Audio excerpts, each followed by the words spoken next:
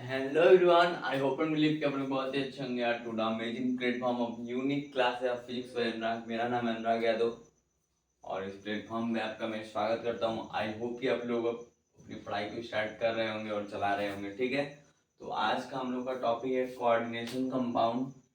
Coordination compound का आज हम एक लेक्चर खत्म हो चुका है, दूसरा लेक्चर है और उस लेक्चर में आज का टॉपिक है स्टेबिलिटी ऑफ कोऑर्डिनेशन कंपाउंड। हम कैसे जानेंगे कोई कोऑर्डिनेशन कंपाउंड क्या है, स्टेबल है या नो स्टेबल नहीं है, ठीक है। तो आइए डिस्कस करते हैं। ओके, जैसे कि मैंने कहा कोई ए कंपाउंड है, ठीक, कोई ए कंपाउंड है, ठीक, और प्लस कोई बी कंपाउंड है, ठीक। दो कंपाउंड है, जब इन दोनों को मिलाया तो कोई सी बना, ठीक। कोई ए कंपाउंड है, कोई बी कंपाउंड है, इन दोनों को जब मैंने जोड़ा तो एक सी कंपाउंड बना, ठीक है। तो मेरे से पूछा गया कि इफ सी इज स्टेबल, सी कब स्टेबल होगा, ठीक है। सी कब स्टेबल होगा, तो मैंने कहा concentration of A and B जब क्या होगा, कम होगा। Concentration of A and B जब क्या होगा, कम होगा। कहने का मतलब क्या है कि अगर ए की कॉन्सेंट्रेशन मान लो जैसे एग्जांपल में 1.581 हो ऐसे करके, और बी की 1.381 हो, ठीक है। और concentration of A and B इससे क्या होनी चाहिए, कम होनी चाहिए। मान लो 1.032 है, तो इनके अपेक्षा ये जो है क्या है, कम है। या फिर यही ले लो 1.2 ले लो, ऐसे कर लो, मान लो यही है, तो ये वाला क्या है, कम हुआ। तो मतलब कि ये जो कंपाउंड हमें होगा, जैसे हम बोले थे ना कि वहां पे, हाँ, ये 4 था प्लस FeCN6 ऐसे करके दिया था। तो ये हमारा ए कंपाउंड हो गया, ये हमारा बी कंपाउंड हो गया, ठीक है। ये हमारा ए कंपाउंड हो गया, ये हमारा बी कंपाउंड होगा। अब इन दोनों का कॉन्सेंट्रेशन दे देगा, ठीक है। कॉन्सेंट्रेशन दे देगा जो मैंने यहाँ पे बताया। इन दोनों का क्या दे देगा, कॉन्सेंट्रेशन दे देगा। और उसके बाद पूछेगा कि कब ये दोनों क्या कंपाउंड स्टेबल है या स्टेबल नहीं है। तो आपको पता होना चाहिए कि हम कोई स्टेबल कैसे चेक करेंगे। इफ सी इज स्टेबल, जब concentration of A and B क्या होनी चाहिए, कम होनी चाहिए, ठीक है। यानी सी की अपेक्षा क्या होनी चाहिए, कम होनी चाहिए। ओके, आई होप कि क्लियर होगा आप लोगों को, आई होप कि क्लियर होगा। अब स्टेबल की तो बात हो गई, क्या वो हमेशा स्टेबल ही होगा, अनस्टेबल नहीं होगा। मैंने कहा क्यों नहीं, अनस्टेबल भी होगा। कैसे, इफ इफ यहाँ पे सी है, if C is if C is if C is unstable, C कब अनस्टेबल होगा, इफ सी इज अनस्टेबल कब होगा, तो जब concentration of A and B क्या होगा, ज्यादा होगा। जब concentration of A and B ज्यादा होगा, यानी कि सी का कम होगा कॉन्सेंट्रेशन और ए एंड बी का क्या होगा, ज्यादा होगा उनको जोड़ने पे, ठीक है। जैसे कि यार जैसे 2 + 5 है और अगर मुझे 7 दिया है, मान लो अगर 6, ठीक, तो 6 + 2 कितना हुआ, 8, और ये कितना था, 7, ठीक है। तो ये 8 वाला क्या है, ज्यादा है, ज्यादा है, और ये क्या है, कम है, ठीक। तो यहाँ पे साफ साफ लिखा है कि concentration of A and B ज्यादा होना चाहिए जब सी अनस्टेबल होगा।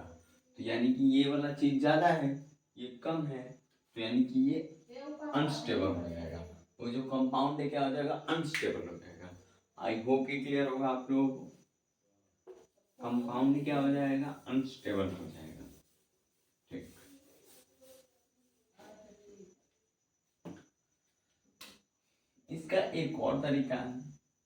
इसका एक और तरीका है, जो कि मैं कुछ नोट करके लिखवाना चाहता हूँ आपको, उसको लिखिए आप लोग। जिसका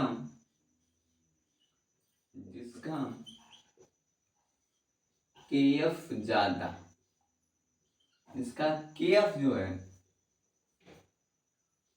जिसका केएफ ज्यादा वो स्टेबल होगा।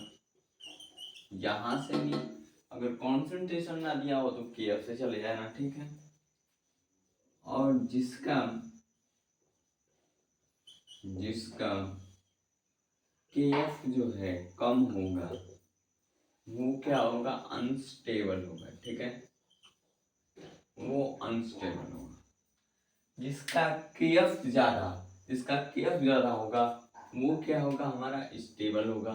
जिसका केएफ क्या होगा, कम होगा, वो हमारा अनस्टेबल होगा, ठीक है। यहाँ तक बात क्लियर है। और एक फॉर्मूला भी इसका आता है कि केएस या फिर केएफ बराबर,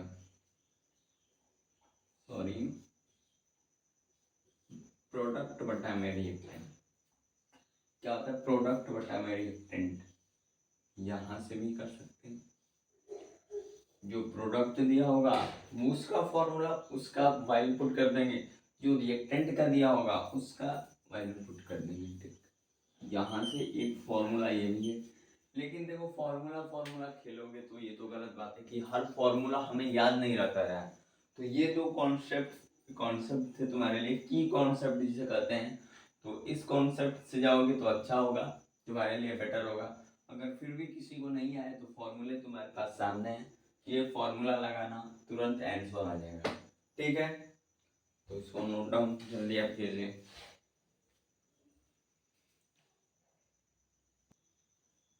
तो आप लोगों ने इसको नोट डाउन कर लिया होगा, ठीक है। तो अब हम लोग का नेक्स्ट जो टॉपिक है वो है टाइप ऑफ कॉम्प्लेक्स कितने प्रकार के होते हैं।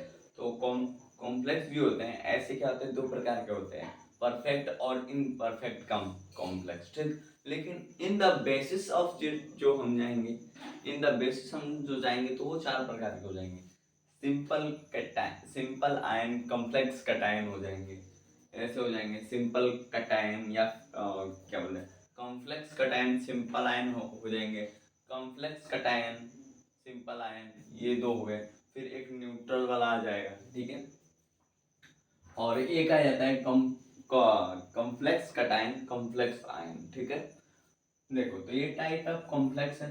इसका पहला जो है परफेक्ट कॉम्प्लेक्स के बारे में जानते हैं, ठीक है। तो परफेक्ट कॉम्प्लेक्स क्या कहता है, ये कहता है कि केएफ जो है, केएफ का नाम सुने होंगे, जिसका केएफ ज्यादा, ठीक। पहली इसमें गुण ये होती है, इसका इनपरफेक्ट कॉम्प्लेक्स का पहला गुण क्या होता है कि जिसका केएफ ज्यादा होता है और आयनाइजेशन कम होता है। आयनाइजेशन का मतलब क्या होता है, टूटने की क्षमता कम होती है, टूटने की क्षमता कम होती है, ठीक है। टूटने की क्षमता क्या होती है, उनके आयन में जो टूटने की जो क्षमता होती है, उनके आयन की जो टूटने की जो क्षमता होती है क्या होती है, बहुत ज्यादा क्या होती है, कम होती है। और ये क्या होते हैं, पीपीटी विथ सेक्शन रिएजेंट होता है, पीपीटी विथ सेक्शन रिएजेंट होता है, ठीक है। तो परफेक्ट कॉम्प्लेक्स क्या कहता है, जिसका केएफ ज्यादा होगा, आयनाइजेशन कम होगी, यानी टूटने की क्षमता है जो है वो क्या होनी चाहिए, कम होनी चाहिए। फिर no PPT with section reagent होता है, क्या होता है, पीपीटी विथ सेक्शन रिएजेंट, ठीक है। सेकंड हमारा क्या है, इनपरफेक्ट कॉम्प्लेक्स।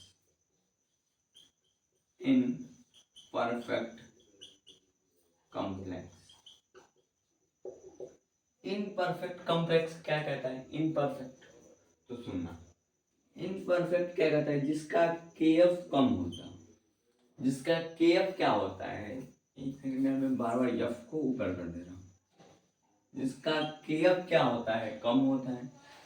आयनाइजेशन क्या होता है, आयनाइजेशन क्या होता है, ज्यादा होता है, यानी टूटने की क्षमताएं जो होती है बहुत तेज होती हैं। ये जो क्या होते हैं, बहुत क्या होती हैं, तेज होती हैं, कम की जगह बस तेज लिखते हैं, तेज होती हैं। जो टूटने की जो क्षमताएं होती हैं वो क्या होती हैं, बहुत ही तेज होती हैं। और क्या होता है, PPT with reagent, PPT with reagent होता है। इनकी जो टूटने की जो क्षमताएं होती हैं वो बहुत ज्यादा अधिक होती हैं। अब मैं आपसे एक बहुत मतलब कि एक चीज पूछना चाह रहा हूँ, ठीक है। आपने इनपरफेक्ट पढ़ा, इनपरफेक्ट पढ़ा, लेकिन कई लोगों को कुछ समझ में नहीं आया होगा। मैं इस बात की गारंटी लेता हूँ कि फलाना ढिमकाना की आयनाइजेशन टूटने की क्षमता, ये कैसे जानेंगे हम लोग। देखो यार, ये तो तुम्हारे टॉपिक में एक मतलब कि लिखा है, तो ये पढ़ाना पड़ेगा तुम लोगों को, ये जाहिर सी बात है। लेकिन परफेक्ट और इनपरफेक्ट देखने का तरीका सबसे जो मस्त वाला है वो क्या है, उनके नेचर पे जाओ और कॉन्सेंट्रेशन टर्म पे जाओ, उनके नेचर पे जाओ और कॉन्सेंट्रेशन टर्म टर्म पे जाओ, ठीक है। तो कॉन्सेंट्रेशन टर्म तो हमेशा तुम्हें क्वेश्चन में गिवन होगा यार, वहां से भी तुम कर सकते हो। इनपरफेक्ट और परफेक्ट तुम्हें जानना होगा तो, ठीक है, ठीक है ना। तो इनपरफेक्ट और परफेक्ट कैसे जान सकते हो, क्योंकि कॉन्सेंट्रेशन और नेचर पे जाओगे। हालांकि तुम्हारी किताब में है identification of imperfect complex and comfort, sorry, imperfect complex और परफेक्ट कॉम्प्लेक्स है, ठीक है। तो इनमें दो बातें लिखवाई गई है, पहला तो इनका शेप लाइन दोनों का सेम ही होता है, और दूसरी बात लिखवाई लिखवाई गई ये है कि अगर इनको हमें जानना है तो जाहिर सी बात है कि इनके हम नेचर पे जाएंगे और कॉन्सेंट्रेशन टर्म को देखेंगे, उसके अलावा कोई आइडिया नहीं है। ये आइडिया है तो इसको जो समझा होगा वो कर लेगा, जो मजे किया होगा उसकी तो बात ही अलग है, ठीक है। तो नोट डाउन कर लो।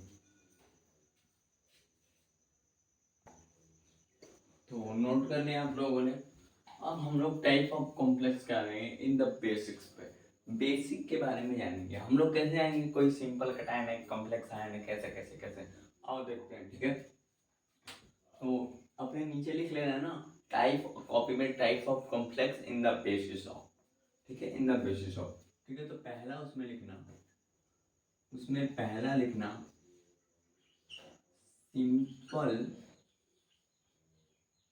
Ion complex cation, complex cation, ठीक है। पहला लिखना सिंपल आयन कॉम्प्लेक्स कटायन, ठीक है। तो इसका एग्जांपल देखना, क्या एग्जांपल क्या है, कंपाउंड नहीं, देखो कंपाउंड नहीं नंबर आओगे, ठीक है। तो पहला क्या है, K4 प्लस FeCN6, ये है K4 प्लस FeCN6 है, ये कंपाउंड है। अब हमें जानना है कि कौन सिंपल, मतलब कि सिंपल आयन है, कॉम्प्लेक्स कटायन है, ठीक है। तो देखो पहले हम क्या करते हैं, सेंट्रल एटम को लेते हैं, Fe है तो FeCN6, ठीक है, CN6 हो गया।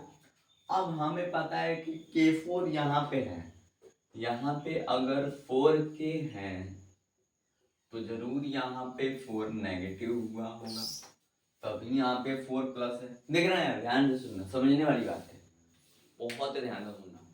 यहाँ पे K4 है प्लस FeCN6 है, तो ये तो टर्म यूं आ गई, यहाँ पे ये तो टर्म यूं आ गई FeCN6, ठीक है, इसमें कोई दिक्कत नहीं है। लेकिन यहाँ पे K4 है और यहाँ पे क्या होगा, K4 है। चलो मान लो आपने कहा कि यहाँ पे K4 है, तो आप कैसे जाने K4, चलो ठीक है, मैंने ये भी छोड़ दिया, छोड़ दिया। यहाँ पे Fe कितना होगा, 2, 3, 3 कब होगा, जब उसका डबल करेंगे तब। ऑक्सीडेशन स्टेट क्या था, जब डबल करना था तब 3, तो 3 का डबल 6, 3 का डबल 6, यहाँ पे 6 है, ठीक। लेकिन अब इसमें से माइनस करना है, तो Fe का ऑक्सीडेशन स्टेट 2 होता है, वो तो ऑक्सीडेशन स्टेट मतलब कि इसमें बनाने के लिए कॉम्प्लेक्स को +3 हम लोग ले रहे थे, ठीक है। तो 6 में से 2 खत्म किए, 4 आया। तो जब 4 नेगेटिव यहाँ पे है तो मैंने बताया था 4 यहाँ भी आएगा, तो 4k प्लस, ठीक है। तो 4k प्लस यहाँ आया तो 4 नेगेटिव, जाहिर सी बात थी कि पहले वहां पे था, ठीक है। तो ये हमारा क्या है, simple ion, simple ion complex cation, complex नहीं, सिंपल कटायन कॉम्प्लेक्स आयन है जी, सिंपल कटायन कॉम्प्लेक्स आयन, ठीक है। यहाँ पे सिंपल कटायन और यहाँ पे कॉम्प्लेक्स आयन और सिंपल कटायन, ठीक है। Simple cation complex ion. अब दूसरा देखो, complex complex cation simple ion,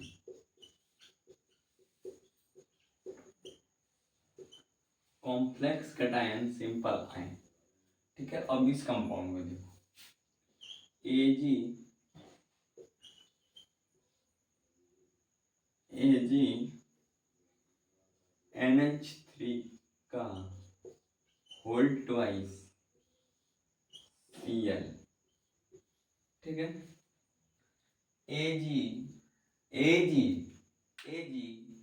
AgNH3 का होल ट्वाइस Ag यानी सिल्वर, AgNH3 का होल ट्वाइस Cl है। अब इसको हम लोग चेक करेंगे कॉम्प्लेक्स कटायन सिंपल आयन कैसे दिखता है। देखो जब भी तुम्हें इस फॉर्म में दिखेगा ना कंपाउंड 4k प्लस और वहां 4 नेगेटिव, तो समझना जो 4k प्लस है ना वो सिंपल कटायन का काम कर रहा है, और ये जो 4 नेगेटिव है ना ऊपर पे जिसमें सेंट्रल एटम है, लिगेंड है, कॉम्प्लेक्स आयन है, ये आयन का काम कर रहा है, कॉम्प्लेक्स आयन का। अब देखना कॉम्प्लेक्स कटायन और सिंपल आयन, तो कॉम्प्लेक्स कटायन, ठीक है। तो कॉम्प्लेक्स कटायन तो हमारा आ गया भाई AgNH3 का whole twice plus Cl negative, ठीक, प्लस Cl नेगेटिव। तो ये देखो क्या है, कॉम्प्लेक्स कटायन है, कॉम्प्लेक्स कटायन, और ये हमारा क्या है, सिंपल आयन,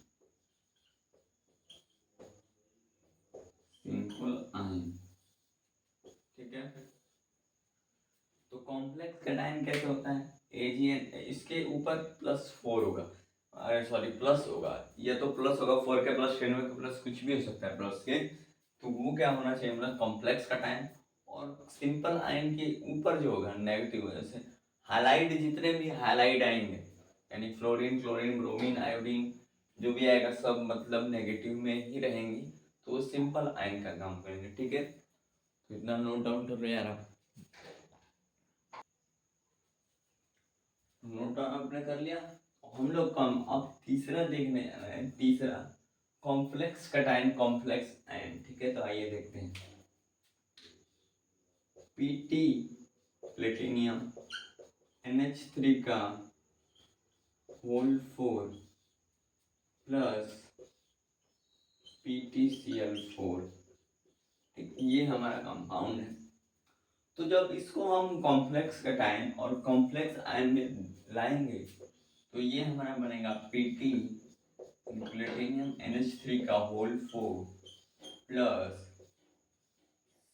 PtCl4 का नेगेटिव, 2 नेगेटिव और 2 प्लस, 2 प्लस और 2 नेगेटिव, ठीक है। ये 2 प्लस कैसे आया, वो 2 नेगेटिव कैसे आया, वे बाद में आपको बताऊंगा कब, जब आइसोमेरिज्म हम लोग पढ़ेंगे, इसी में आइसोमेरिज्म जब स्टार्ट करेंगे ना तब तब 2 प्लस कैसे आया और 2 नेगेटिव कैसे आया सब चीज वहां पे जानेंगे, ठीक है।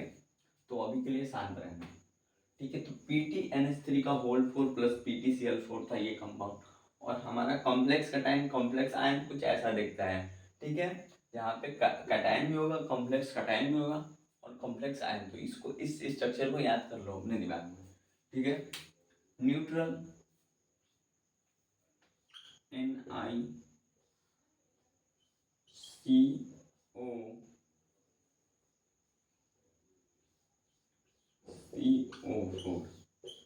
इस पे क्या होता है, इन पे चार्ज नहीं होता है, जो निकल है उस पर कोई भी चार्ज नहीं होता है, ऑक्सीडेशन स्टेट होता ही नहीं कोई, ठीक है।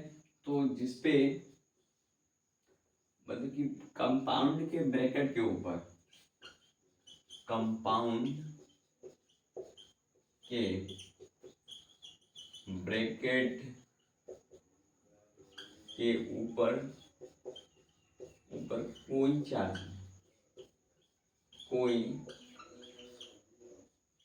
नहीं, तो कंपाउंड एज वेल न्यूट्रल, ठीक है। अगर किसी भी कंपाउंड के ऊपर कोई भी चार्ज नहीं हो रहा है तो कंपाउंड हमारा क्या होगा, न्यूट्रल के कैटेगरी में आएगा। अब ये मत कहना कि यहाँ पे भी तो कोई चार्ज नहीं था।